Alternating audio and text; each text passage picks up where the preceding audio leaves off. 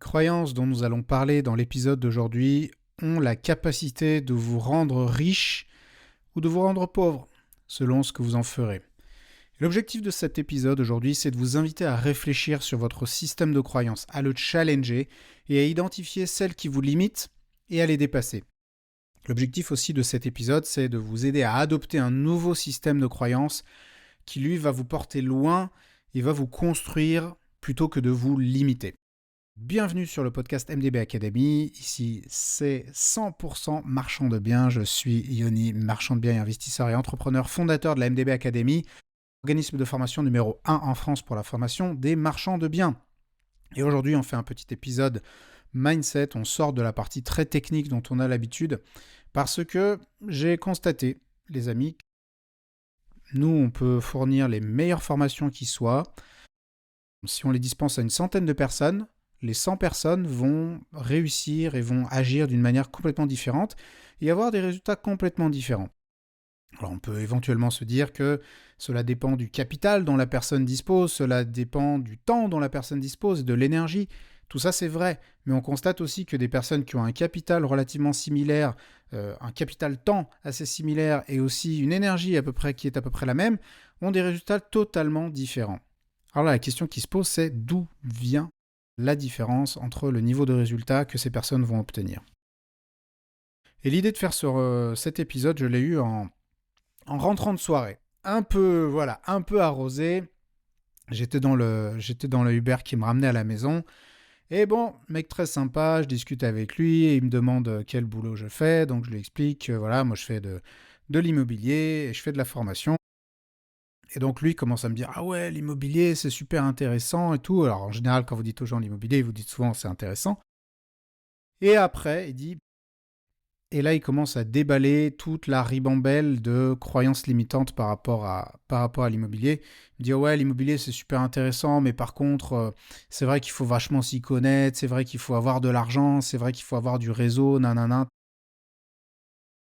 Et le mec, voilà, il était quand même déjà à son compte, c'était pas quelqu'un qui avait forcément peur de ce genre de choses, mais il était pétri de croyances limitantes et j'ai essayé un petit peu de le coacher, parce que moi j'aime bien quand même coacher les gens, et j'ai essayé de lui faire un petit coaching express comme ça dans le taxi. Je ne sais pas si ça a fonctionné, mais en tout cas, j'ai eu une prise de conscience, c'est que il y a énormément de personnes qui aimeraient se lancer et qui devraient se lancer parce que l'immobilier, c'est vraiment un moyen de création de capital absolument exceptionnel et qui se limitent et qui ne le font pas à cause des croyances desquelles ils sont convaincus.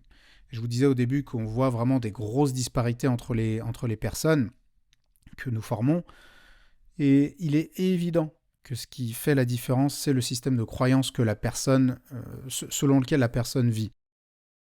Et c'est véritablement le système de croyance la base fondamentale de votre destin économique. C'est sur ces fondations-là que vous allez construire votre vie économique.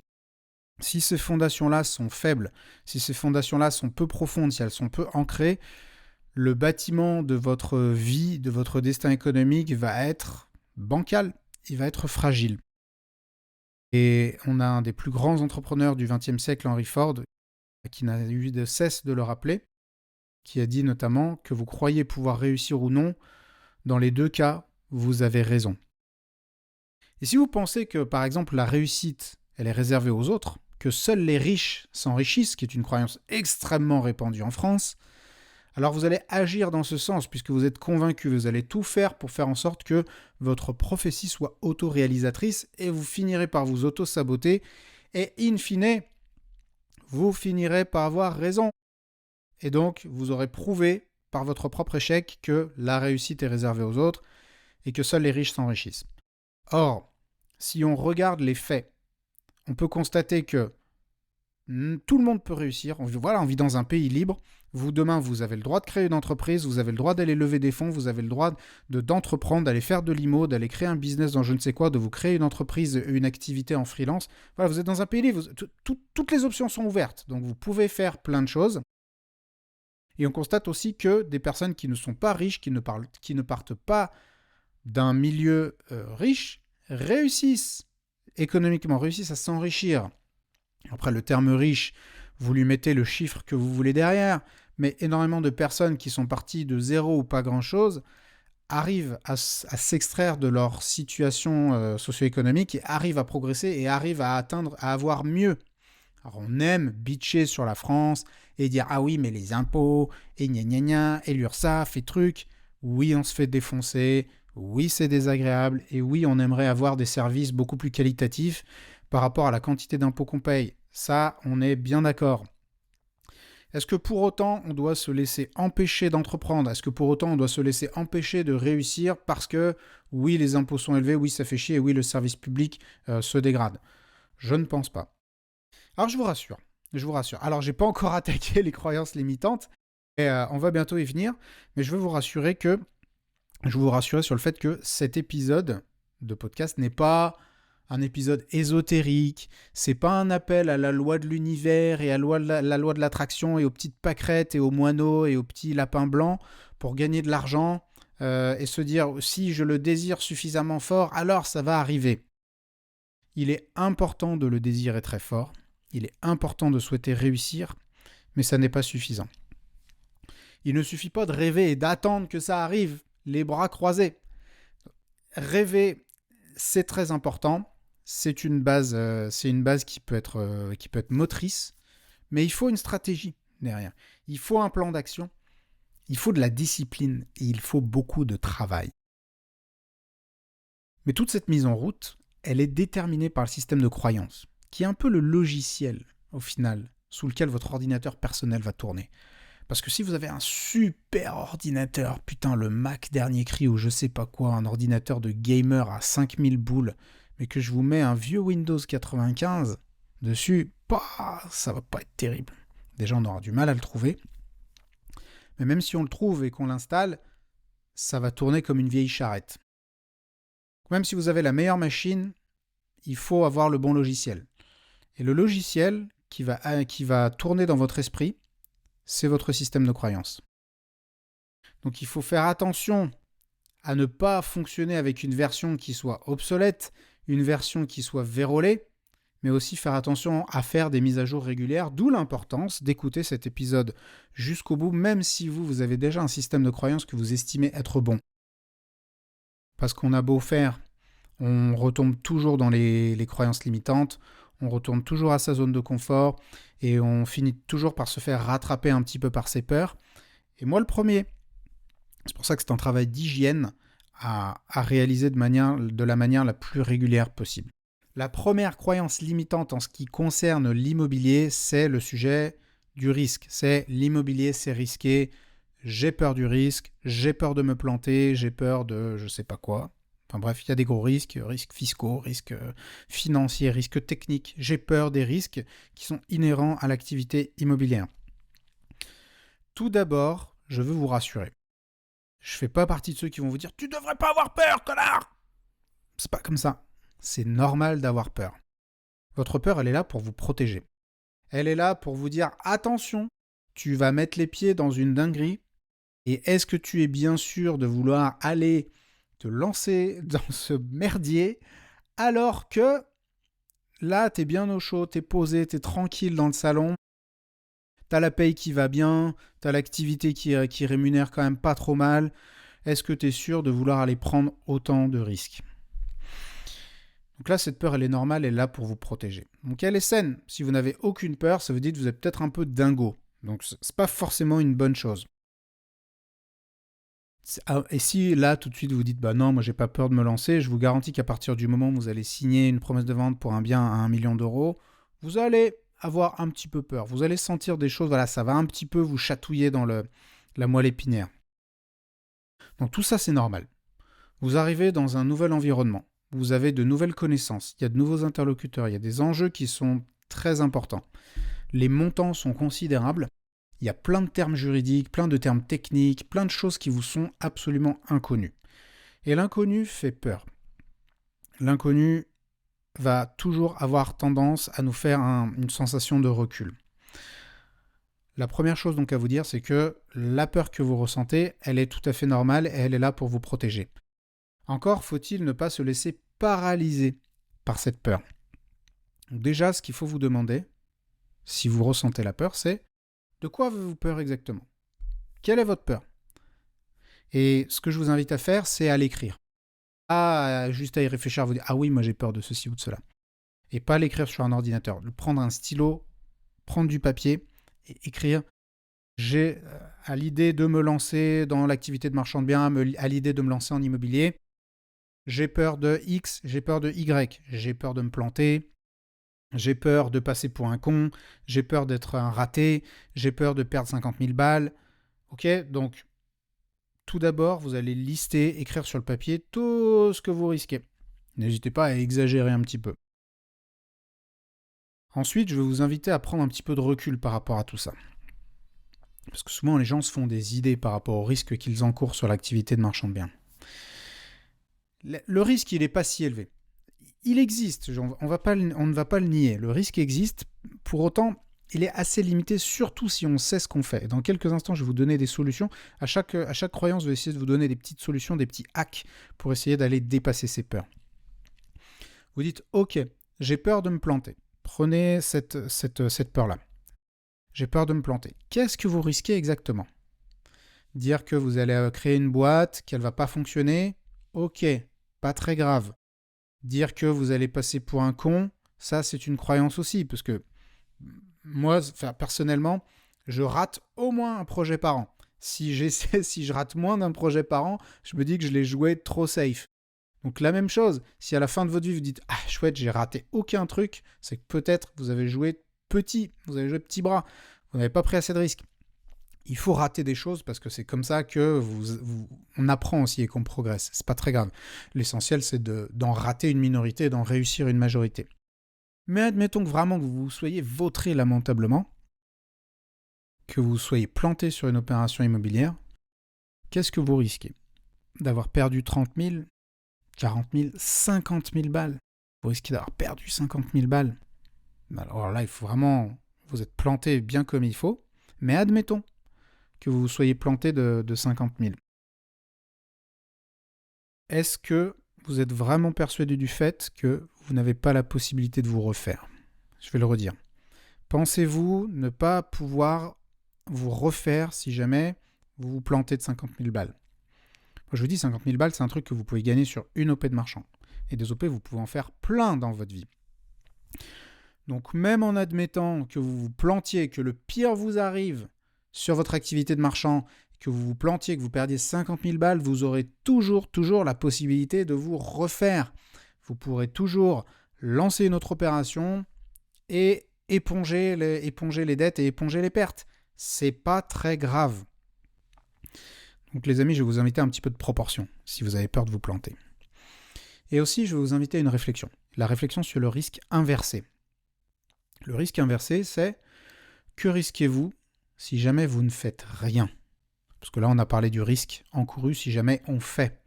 Mais si jamais vous ne passez pas à l'action, si jamais vous vous décidez « Ah non, l'immobilier c'est trop risqué », comme le chauffeur de taxi, l'immobilier c'est trop risqué, le marchand de biens c'est trop risqué, je vais rester dans ma zone de confort et je ne vais pas du tout aller faire ça.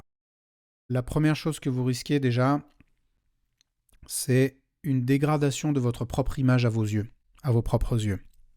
Parce que s'il y a une voix qui vous dit « Tu devrais tenter ça, tu devrais essayer » et que vous ne le faites pas, vous allez perdre en estime de vous par rapport à vous-même. Vous allez perdre en confiance en vous. Parce que l'estime de soi, la confiance en soi, ce sont des choses qui se construisent.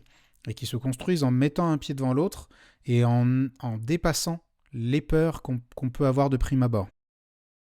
Et lorsqu'on renonce, lorsqu'on se dit « Ah non, je redescends du plongeoir, je sais pas, le plongeoir de 5 mètres, ça me fait trop peur » et qu'on en redescend, on a cette sensation de lose, cette sensation de défaite qui nous habite et qui nous ronge petit à petit la confiance.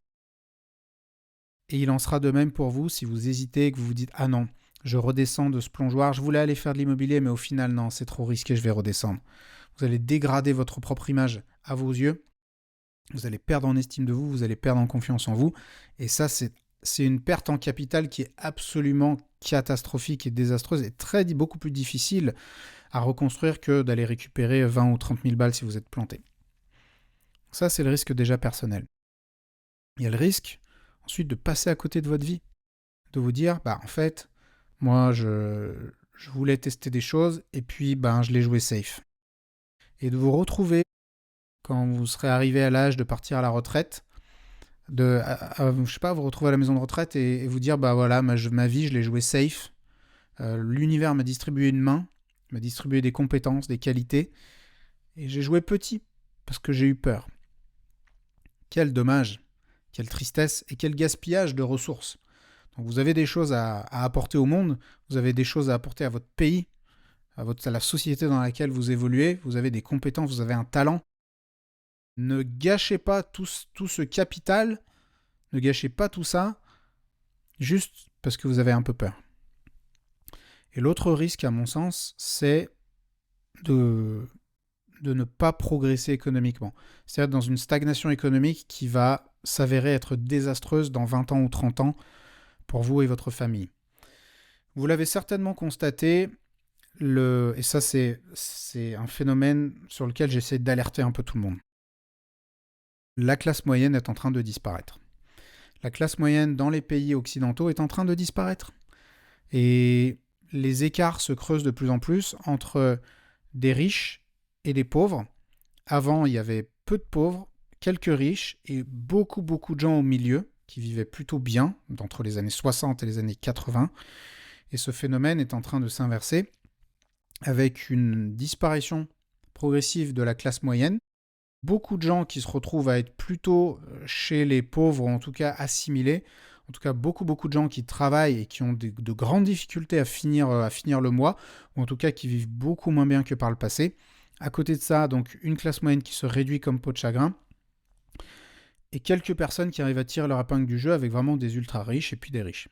Et là, je ne suis pas en train de vous dire c'est bien, c'est pas bien, aux armes et avec le poing gauche levé, il faut aller lutter contre ces vilains riches. Là, vous pourrez penser ce que vous voulez, que vous soyez de gauche, de droite, grand bien vous fasse. Moi, cet épisode, il n'est pas là pour apporter un regard critique là-dessus. Il est là pour constater ce phénomène. Vous constatez ce phénomène et là, vous pouvez vous demander ce que vous en faites. Vous avez le droit, si vous voulez, d'aller militer, je sais pas, avec LFI pour aller, je sais pas, pour aller taxer les riches comme l'autre débile là de, comment elle s'appelle, Manon Aubry, qui avec son t-shirt taxe de rich.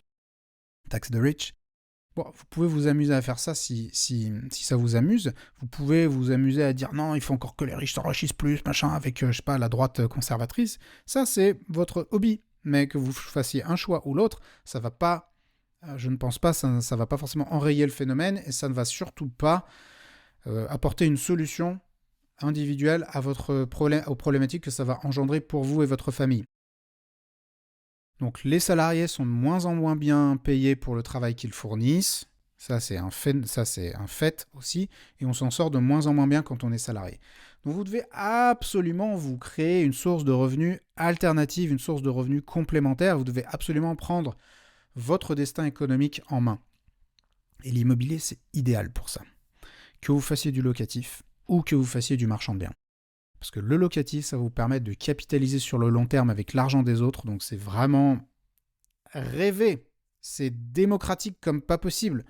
Vous pouvez aller emprunter, vous pouvez faire en sorte d'avoir une bonne renta et que le bien s'autofinance. Donc ça, il faut le faire.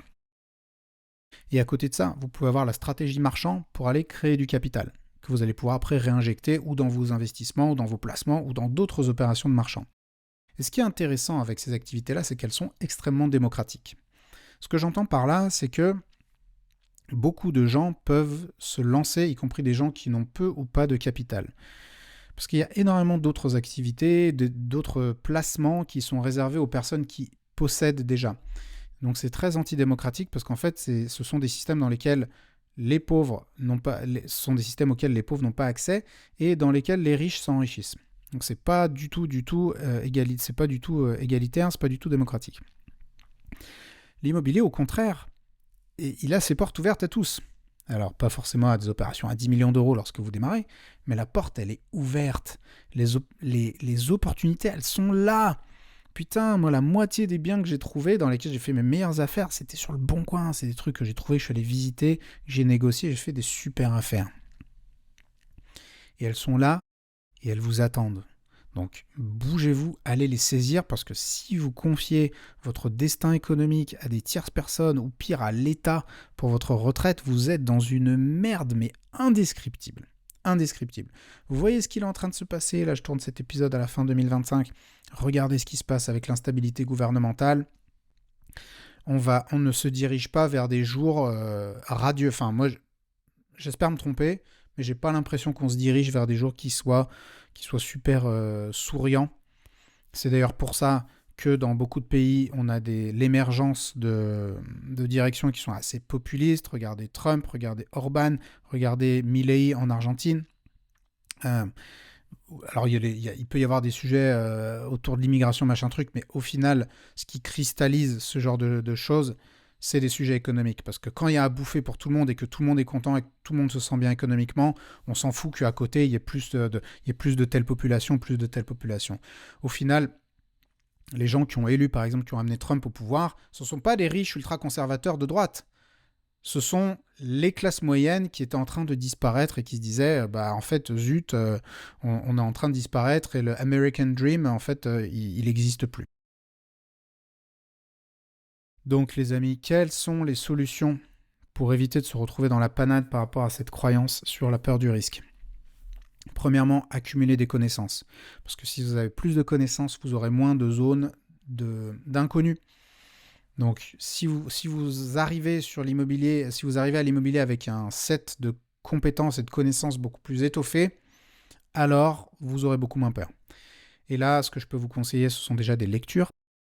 Il y a énormément de lectures autour de l'immobilier.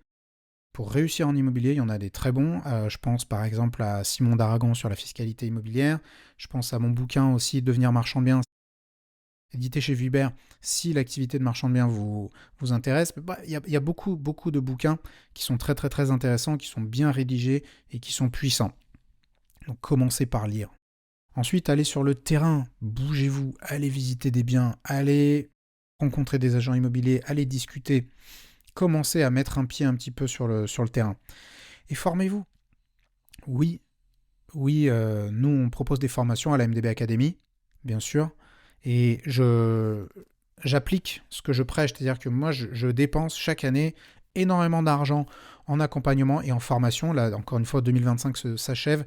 J'ai dépensé pas loin de 30 000 euros cette année en accompagnement et en formation pour moi-même. Mais je sais que c'est pas du tout une dépense. Je sais que c'est un investissement, mais qui fait x10 dans mes entreprises. Donc je ne me pose même pas la question de savoir si j'y vais ou pas. Et donc j'ai fait accompagnement pour entrepreneurs. Il n'y a pas longtemps, j'ai fait un week-end de dev perso. Là, je viens de prendre une formation sur un outil informatique que j'utilise pour piloter tous mes projets. Donc, il y a mille et une choses que vous pouvez apprendre, mais ayez cette démarche de développement continu. Ensuite, passez à l'action progressivement. Ne vous lancez pas tout de suite dans des énormes trucs qui vont vous faire peur et dans lesquels, là, vous risquez de vous vautrer. Allez-y progressivement. Mettez un pied devant l'autre. Faites des visites. Discutez avec des pros, commencez à faire des devis, lancez une première opération. Le week-end dernier, j'ai fait une formation présentielle et je leur ai dit que la première opération, c'est un peu comme la première crêpe. Elle n'est jamais bien réussie. Je ne sais pas si vous faites des crêpes. En général, quand on fait des crêpes, la première, elle est toujours un peu foireuse, un peu dégueu, un peu de travers. Elle se mange quand même. Elle se mange quand même. Pour l'IMO, c'est pareil. Le premier investissement, la première opération de marchand de biens que vous ferez, elle sera un peu foireuse. Et c'est pas très grave, parce qu'il vaut mieux démarrer à avoir une première opération foireuse que de ne jamais avoir d'opération.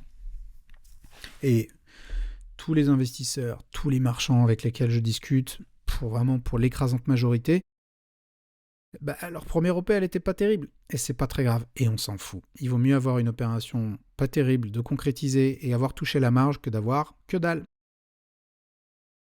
Et ensuite, vous pouvez aussi vous équiper d'outils pour réduire les risques. Et ça, c'est des choses qu'on vous apprendra. Le risque en immobilier, il peut être extrêmement maîtrisé. Il peut être maîtrisé parce qu'il y a beaucoup d'outils de protection juridique, d'outils d'organisation, d'outils de délégation que vous pouvez mettre en place pour vous permettre de prendre les risques les plus modérés possibles. Et véritablement, j'en suis convaincu, le risque en immobilier, il est moindre que dans d'autres activités. Donc ne vous laissez pas paralyser par la peur du risque. La croyance numéro 2, c'est je n'ai pas assez de capital. J'ai pas de capital ou j'ai pas assez de capital.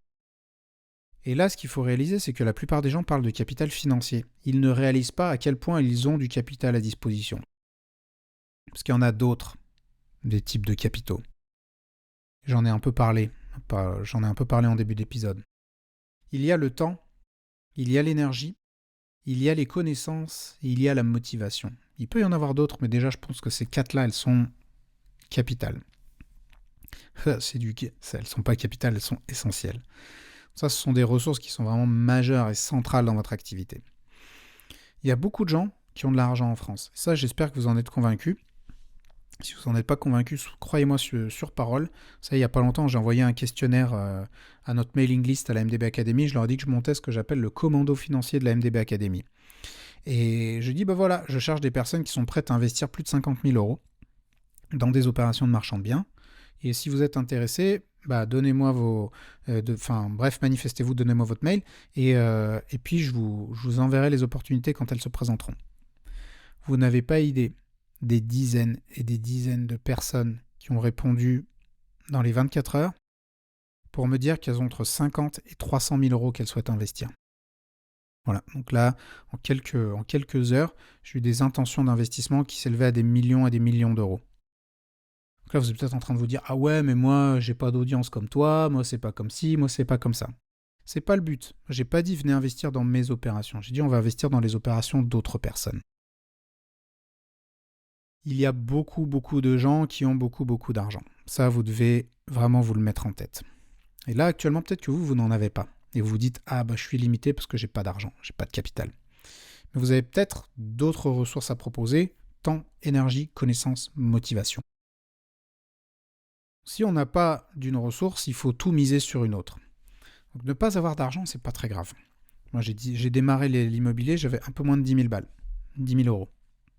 Ça n'a pas empêché de réussir.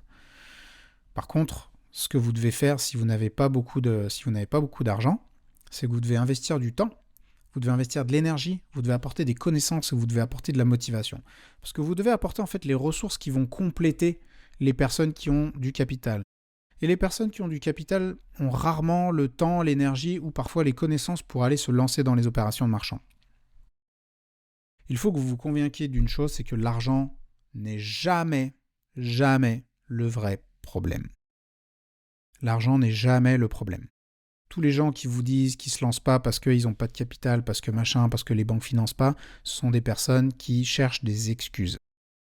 J'en suis convaincu parce que j'ai vu tellement de personnes qu'on a formées et accompagnées qui avaient peu ou pas de capital et qui ont réussi par la force de leur détermination à aller trouver des opérations et donc à aller générer des opportunités d'investissement et qui ont forcément trouvé les capitaux pour les faire financer. J'en ai vu tellement que je n'ai absolument aucun doute sur ce que je vous raconte.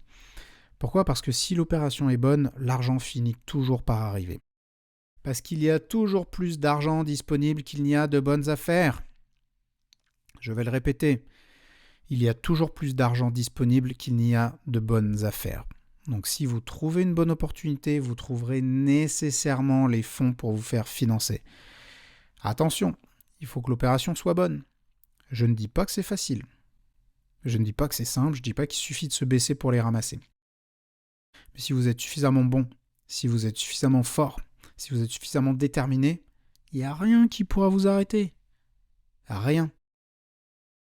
Les gens qui ont du capital cherchent toujours des moyens de le faire fructifier de la manière la plus simple possible. Et il n'y a pas que les banques. Il y a des investisseurs, il y a différents partenaires, bref, il y a plein de choses que vous pouvez aller mobiliser pour financer vos opérations. Donc ne vous limitez pas, ne vous mettez pas en tête de « Ah, je n'ai pas d'argent, donc je ne vais pas me lancer ». D'abord lancez-vous et ensuite vous trouverez l'argent. Ça peut être contre-intuitif, mais c'est comme ça que ça marche. D'abord, vous vous lancez. D'abord, vous allez porter le bazar. D'abord, c'est vous qui allez mouiller le maillot. Vous cherchez une opération, vous la trouvez. Et une fois que vous l'aurez trouvée, alors seulement vous allez chercher l'argent. Et même si voilà, vous avez une opération qui est rentable, machin, qui est vraiment une super OP, vous n'arrivez pas à trouver les fonds, eh bien, écrivez-nous. Nous, on vous aidera à trouver une solution. Il n'y a pas de souci. Alors, il y a une question qui se posera aussi, c'est combien va me coûter l'argent ? Au début, l'argent coûte cher. Quand on n'en a pas beaucoup, l'argent coûte cher et paradoxalement, plus on a d'argent, moins il coûte cher. C'est pas juste, mais ça je suis d'accord, mais c'est comme ça. Vous pouvez rester à râler chez vous toute la journée à dire c'est pas juste, comme Mélenchon et ses potes, ou vous dire en fait c'est une donnée et je vais juste me bouger la couenne et je vais faire en sorte que ça soit plus un problème pour moi. Donc votre focus il doit être sur trouver une bonne opération, l'argent viendra ensuite. Donc ne partez pas non plus la fleur au fusil, hein. Ne vous dites pas oui c'est bon j'y vais.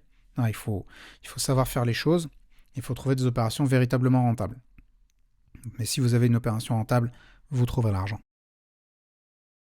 La croyance numéro 3 est encore liée au financement, et elle est la suivante. On ne peut pas se faire financer quand on débute. Et je ne sais pas si vous avez suivi notre actu, mais depuis fin 2024, moi j'ai lancé 2 boîtes qui tournent autour du financement des opérations de marchand, une boîte de courtage et une boîte qui fait de la prise de participation dans les opérations de marchand. Et j'ai reçu de très nombreuses demandes de financement depuis la création de ces boîtes. Je pense des centaines. Et on n'en a pas financé beaucoup. Savez-vous pourquoi ? Réponse A, manque d'argent. Réponse B, les dossiers étaient foireux. Je vous laisse 3 secondes pour y réfléchir. En réalité, la plupart des personnes qui n'arrivent pas à se faire financer rencontrent cette situation parce qu'elles s'y prennent très mal. Elles vont voir les mauvais interlocuteurs au mauvais moment et leur présentent les choses de la mauvaise manière. Donc, dans ces conditions, on n'a aucune chance de se faire financer. Vous savez, des dossiers, j'en étudie chaque semaine, plusieurs. Et à chaque fois, c'est la même chose. Ou la personne n'est pas assez prête, c'est-à-dire qu'elle vient nous voir avant même d'avoir une opération, ou alors elle vient nous voir beaucoup trop tard, c'est-à-dire elle réitère dans 2 semaines et nous, clairement, on n'est pas magicien.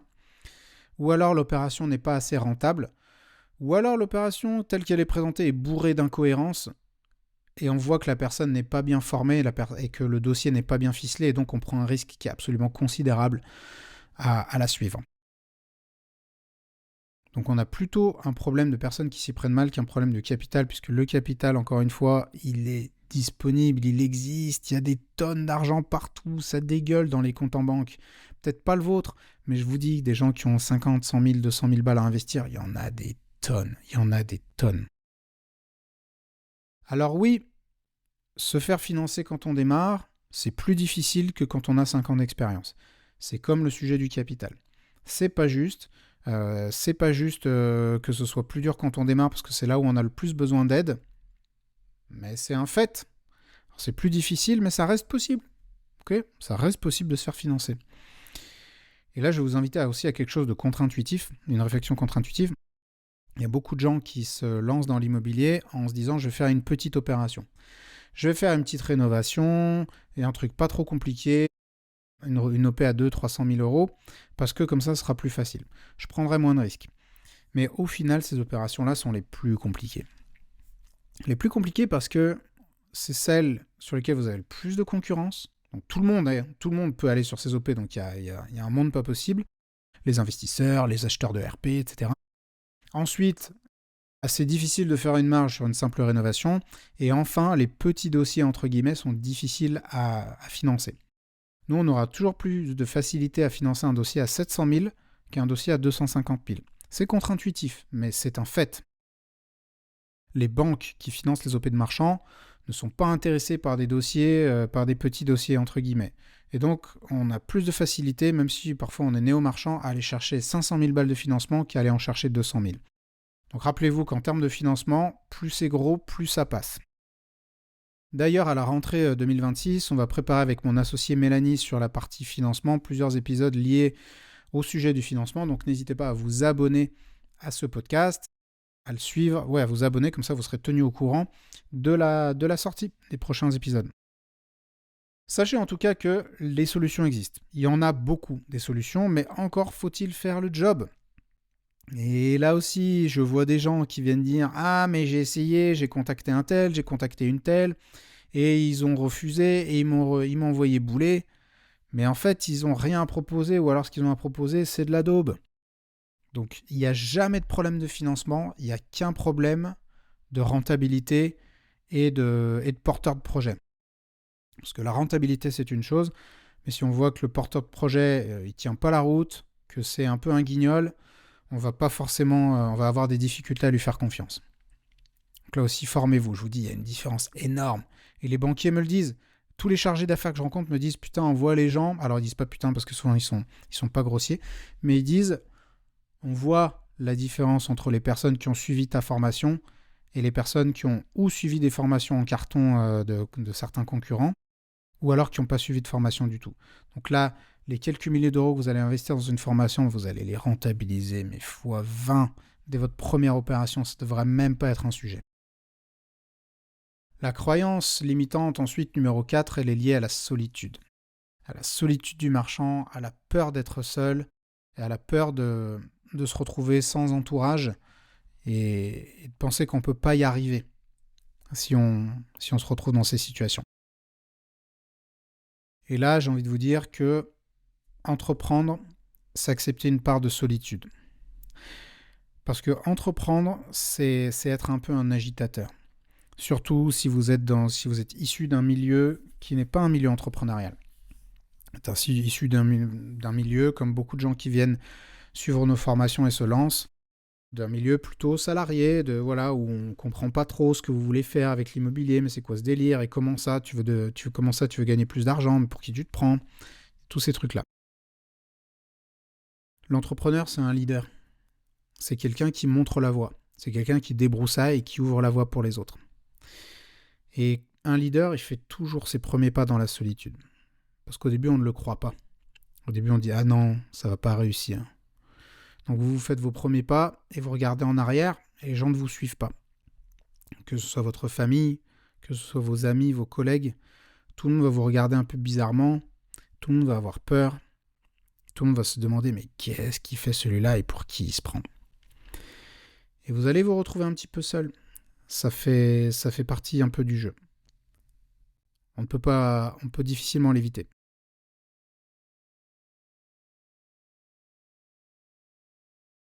Il faut que vous fassiez preuve d'un petit peu d'indulgence vis-à-vis de tous ces gens, que ce soit votre famille, amis, conjoints ou autres, collègues de boulot, parce que les gens manquent d'informations. Ou alors, ce qu'ils font, donc ils manquent d'informations et donc ils ont peur, ou alors ils projettent leurs propres limitations, ils projettent leurs propres limites. Et il y a aussi un phénomène, c'est que les gens n'aiment pas voir un des leurs s'extraire de sa condition économique. Voilà, on a tous nos potes, machin truc, et à tes potes, ils te connaissent depuis 20 ans, et t'as toujours été le même, et t'as toujours gagné plus ou moins le même argent, t'as toujours eu plus ou moins le même niveau de bagnole, le même niveau de vie, etc. Et d'où tu penses aujourd'hui t'extraire de tout ça?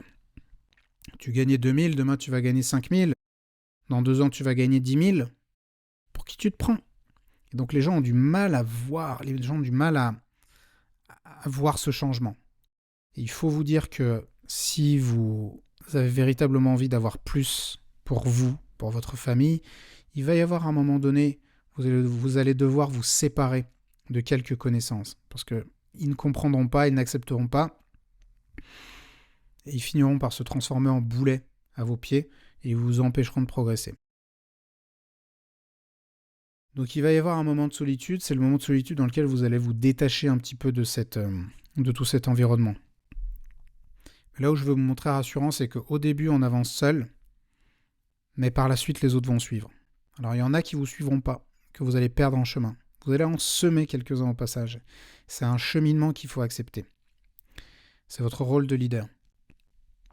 Par contre, la bonne nouvelle, c'est que lorsque vous allez progresser, vous allez rencontrer d'autres personnes. Vous allez rencontrer de nouvelles personnes, d'autres entrepreneurs, d'autres marchands de biens, d'autres investisseurs, d'autres personnes qui partagent le même état d'esprit que vous et qui vont faire que vous ne vous sentirez plus seul. Dites-vous que c'est votre environnement, entre autres, qui vous a fait, qui vous a constitué et qui vous a amené là où vous en êtes aujourd'hui. Et si vous écoutez ce podcast, c'est certainement que vous voulez évoluer.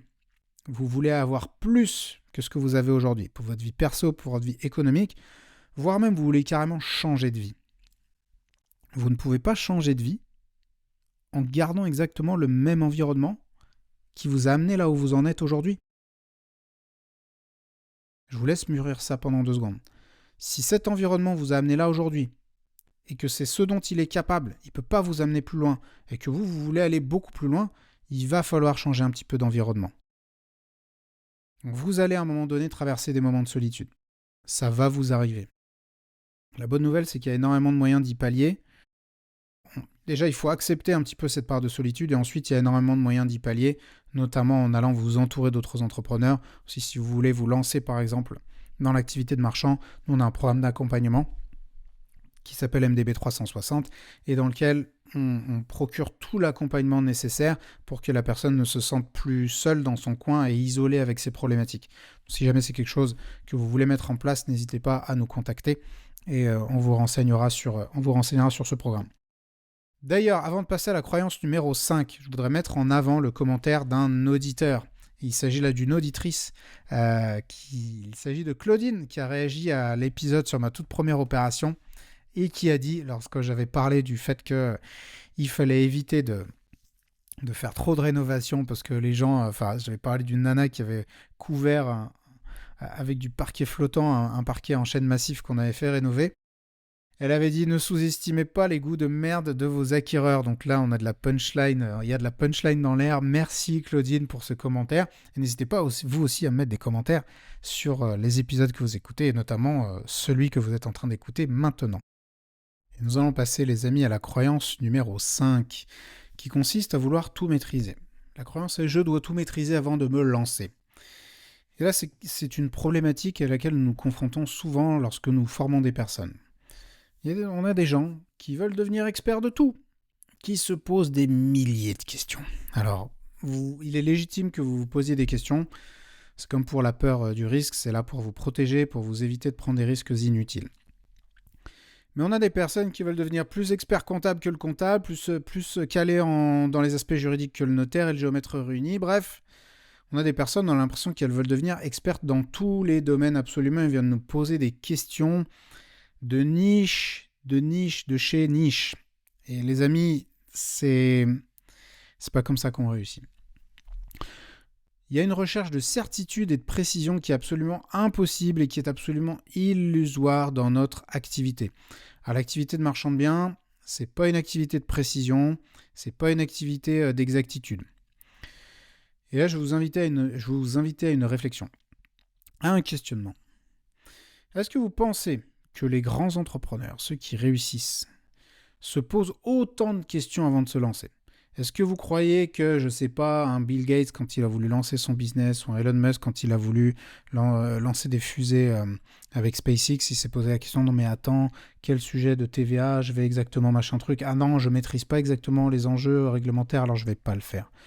Non, tu avances, tu mets un pied devant l'autre, et petit à petit, tu apprends, et petit à petit, tu découvres. Mais vous ne pourrez jamais devenir expert en toute chose. Dans l'activité de marchand de biens, il y a trop de compétences transversales. La diversité des connaissances à acquérir, c'est un des côtés les plus intéressants de notre activité parce que c'est ce qui fait la richesse de cette profession. Mais ça vous amène aussi à une posture d'humilité dans laquelle vous devez reconnaître que vous ne pourrez pas devenir expert en tout. Non seulement vous ne pourrez pas, mais en plus, vous savez quoi ? Vous ne devez pas devenir expert en tout. Vous n'avez pas besoin de devenir expert en tout, puisque vous allez pouvoir vous entourer de personnes qui, elles, sont expertes dans leur domaine. Ensuite, dites-vous qu'on progresse en avançant. Chaque projet va apporter des connaissances supplémentaires. Chaque projet va affiner vos connaissances. Chaque projet va affiner votre expertise. Et plus vous allez enchaîner de projets, plus vous allez en savoir. Mais si vous enchaînez, vous ingurgitez du savoir sans même mettre les pieds sur le terrain, vous serez peut-être la personne la plus calée sur les domaines de fiscalité, mais vous serez peut-être aussi la plus pauvre. Donc nous, ce qu'on cherche, c'est pas juste à devenir des experts en théorie, on cherche à les réussir financièrement, et pour ça, il faut se bouger, et il faut passer à l'action. Rappelez-vous toujours, lorsque vous serez dans une recherche d'exactitude, de précision, que marchand de biens, c'est un métier d'approximation. On n'est pas là pour faire de la pâtisserie très précise, on n'est pas là pour faire de la chirurgie incroyablement sophistiquée. Non, on est des bourrins. On est là pour faire de la boulangerie, on est là pour faire de la boucherie. On y va à coups de hachoir. Et si ça passe, c'est pas 23%, c'est 21%, c'est pareil, c'est rentable. On y va, go. C'est pas de l'ingénierie. Nous, on ne pose pas des fusées sur Mars, on ne pose même pas des fusées sur la Lune, on fait des opérations d'achat-revente. Et il y a bien un facteur dans notre activité qui n'est jamais certain, c'est le prix de revente. On n'est jamais sûr de pouvoir revendre un bien à tel ou tel prix. On peut avoir un faisceau d'indices, on peut avoir une bonne idée du prix auquel ça va se revendre, mais franchement, en être sûr, ça n'arrive quasiment jamais. Habituez-vous à ne pas être certain. Si vous êtes trop en recherche de certitude, ça ne va pas le faire. Rappelez-vous que les professionnels, que ce soit les notaires, les géomètres, les artisans, les avocats, ils sont là pour vous accompagner. Ils ne sont pas là pour être remplacés par vous. Vous n'êtes pas là pour devenir expert comptable, notaire, géomètre, artisan. C'est pas possible. Une vie ne vous suffira pas à apprendre toutes ces professions. Donc, acceptez de savoir ce qu'il faut, d'avoir une bonne base pour pouvoir avancer de manière autonome et ne pas être complètement ignorant, mais acceptez aussi de vous en remettre à des professionnels et à des experts lorsque vous serez un petit peu coincé. Et d'ailleurs, c'est la raison pour laquelle dans notre accompagnement MDB 360, on a une équipe d'experts, notaires, experts comptables, géomètres, avocats spécialisés, des marchands de biens expérimentés, etc., pour pouvoir justement aller répondre à ces questionnements très pointus lorsqu'ils ressortent. En tout cas, accepter l'approximation, c'est la meilleure manière de dépasser cette croyance limitante. Et la dernière croyance, les amis, croyance numéro 6, alors j'aurais pu en faire 20, mais honnêtement, cet épisode aurait été un peu long. Mais je parle là des principales et des plus bloquantes. C'est « je préfère attendre le bon moment pour me lancer ». Ça, c'est quelque chose qu'on entend très régulièrement, au téléphone, en commentaire, lorsque je rencontre des personnes qui veulent prétendument se lancer dans l'immobilier, elles attendent le bon moment. Et là, j'ai envie de vous poser la question. Si vous aussi, vous attendez le bon moment, qu'est-ce que le bon moment ? À quel moment ce bon moment va se présenter à vous ? Est-ce que vous croyez qu'à un moment donné, quelqu'un va venir toquer à votre porte ? Allô ? Bonjour, il y a quelqu'un ? Sortez vite, c'est le bon moment. Est-ce que vous croyez vraiment que ça va arriver ?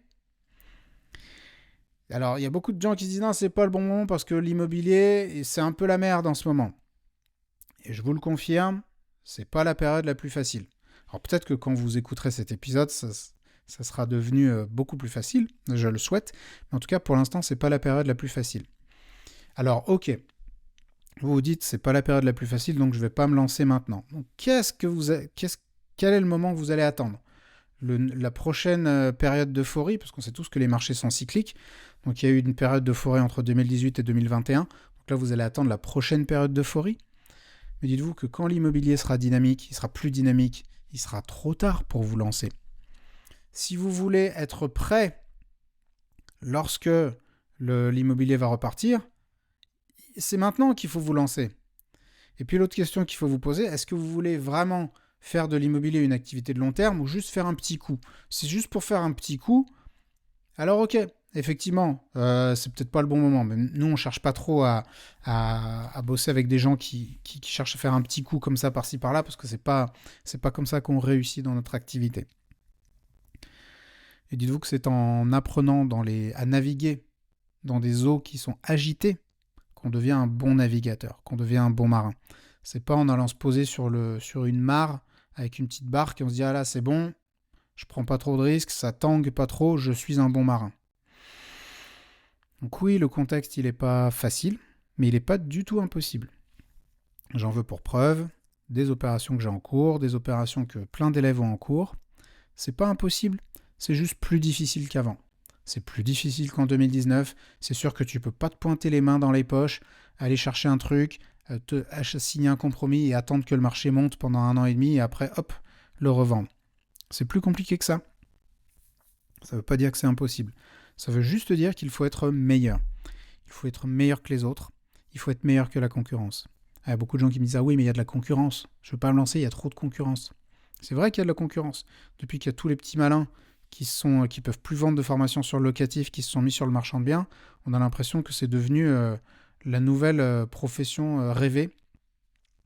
Et donc, il y a plein de gens qui se lancent.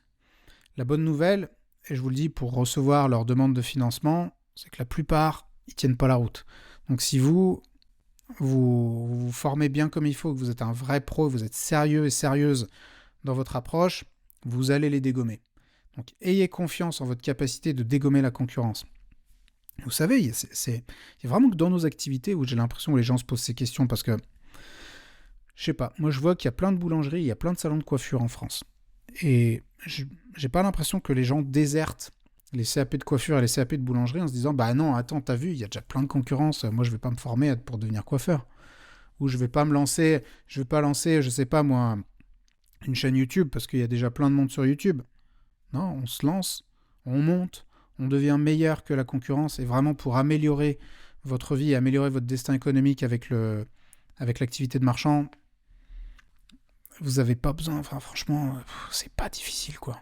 Faites 1, 2, 3 opérations par an et vous allez voir, ça va changer votre vie quoi. Le bon moment, cependant, il peut exister. C'est ma définition du bon moment.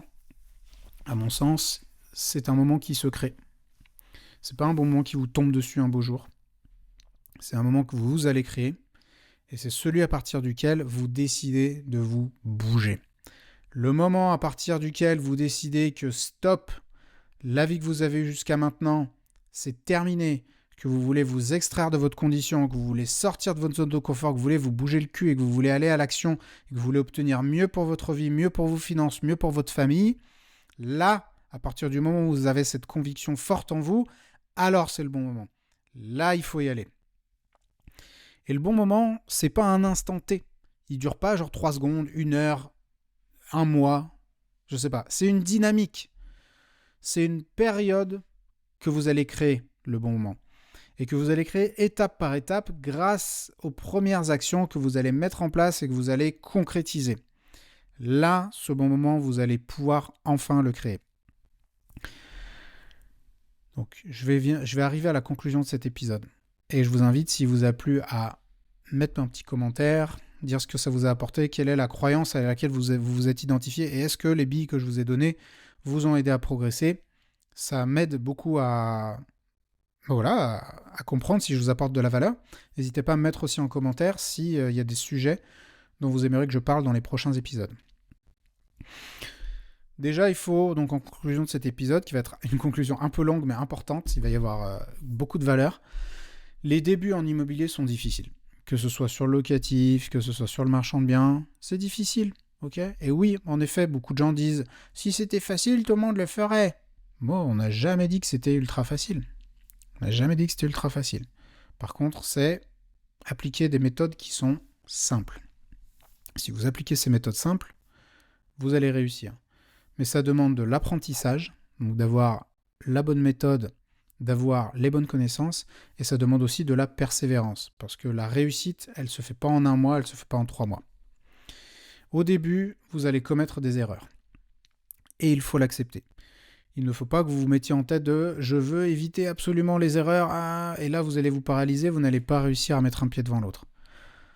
Dites-vous que vous allez faire des erreurs, essayez quand même de les limiter, mais que ces erreurs, ça va être des briques d'apprentissage sur lesquelles vous allez construire les escaliers qui vont vous permettre de monter, de gravir les échelons socio-économiques et de vous amener vers la réussite. Donc prenez tous les écueils que vous allez rencontrer, tous les obstacles, comme des occasions d'apprentissage et comme des marches qui vous amènent vers le succès. Il faut aussi apprendre à avancer seul, à faire cavalier seul pendant un moment, et à se déshabituer de ce besoin d'être validé par son entourage. Parce que si le chemin dans lequel vous vous lancez, c'est un chemin qui est partiellement solitaire. Vous allez rencontrer encore une fois de nouvelles personnes, mais au début, vous marcherez un petit peu seul. Et c'est pas grave. Il y a une conviction puissante que j'aimerais vous transmettre, c'est qu'en immobilier, la réussite, elle est inévitable, à certaines conditions. Déjà, si vous apprenez à faire les choses correctement, apprenez à faire les choses, ne vous faites pas l'économie de quelques milliers d'euros de formation. Ensuite, passez à l'action. Bougez-vous. Une formation, c'est pas suffisant. Il faut que vous vous bougiez les fesses et que vous alliez sur le terrain, que vous allez faire des visites. Ensuite, il faut que vous produisiez un effort constant et un effort régulier. Ça sert à rien de se chauffer comme des malades et d'enchaîner les trucs pendant 1 mois, 2 mois et que ça retombe comme un soufflé. ça ne vous apportera pas de résultat dans le long terme. Il faut produire un effort régulier et un effort soutenable dans le long terme, qui soit aussi cohérent par rapport à la vie professionnelle et à la vie familiale que vous voulez avoir. Mais produisez un effort constant, faites 1 ou 2 visites par semaine, toutes les semaines, comme un truc auquel vous ne dérogez pas, et je vous garantis que vous allez voir des résultats. Ensuite, il faut avancer pas à pas. Pas se dire ouais, moi je veux tout de suite avoir ceci, tout de suite avoir cela. Faites vos visites, faites vos calculs, après habituez-vous à balancer des offres, etc. Donc faites les choses petit à petit, vous allez voir, la confiance, elle va venir avec le temps. Plus vous allez pratiquer, plus vous allez gagner en confiance.